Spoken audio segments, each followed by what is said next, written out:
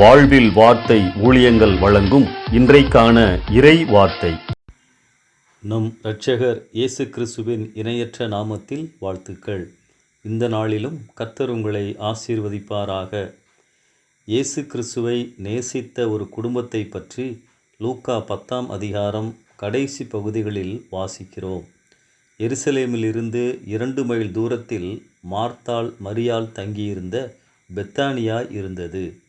2 மாறுபட்ட குணநலன்களை கொண்டிருந்த பெண்களிடையே நடந்த மோதலை இந்த பகுதியில் காண்கிறோம். மார்த்தாள் இயேசு வீட்டிற்கு வந்துவிட்டதால் அவரை நன்றாக உபசரிப்பதற்காக பல வேலைகளை செய்கிறார்கள். ஆனால் மரியாளோ இயேசுவின் பாதத்தில் அமர்ந்து அவருடைய வார்த்தைகளை கேட்டுக்கொண்டிருந்தார்கள். சுறுசுறுப்பாக செயல்படுகிறவர்களுக்கு அமைதியாக இருப்பவர்களை புரிந்து கொள்வது கடினம்தான். இந்த 2 பேருமே இயேசுவை நேசித்தார்கள். 2 பேரும் வேறு வேறு விதங்களில் தங்கள் அன்பை காண்பித்தார்கள். யோவான் 12ஆம் அதிகாரத்திலும் மார்த்தாள் பணிவிடை செய்கிறார்கள். ஆண்டவர் எல்லாரையும் ஒரே மனநிலை உடையவர்களாக படைக்கவில்லை. ஆண்டவருக்கு மார்த்தாள்களும் தேவை, மரியாள்களும் தேவை. ஆனால் இந்த 2 பேரில் யாரை இயேசு பாராட்டுகிறார் என்பதுதான் முக்கியம். தன் பாதத்தில் அமர்ந்து அவருடைய வார்த்தைகளை கேட்டுக்கொண்டிருந்த மரியாளே இயேசுவால் பாராட்டப்பட்டார்கள்.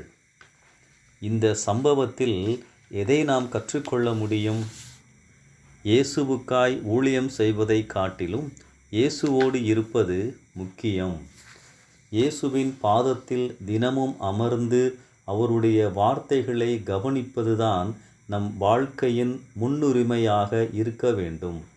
அவரோடு தனியாக நேரம் செலவழிப்பதைத்தான் இயேசு கிறிஸ்து அதிகமாக விரும்புகிறார்.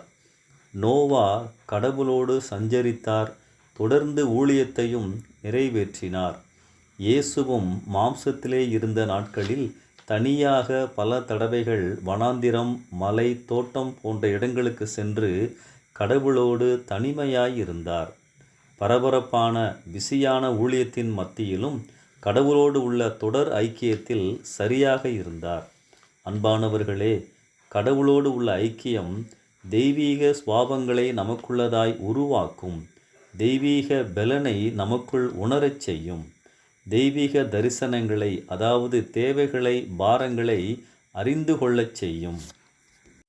நம்முடைய அன்றாட பணிகளை ஆரம்பிப்பதற்கு முன் அவரின் பாதத்தில் அமருவது முக்கியமானது, அவசியமானது.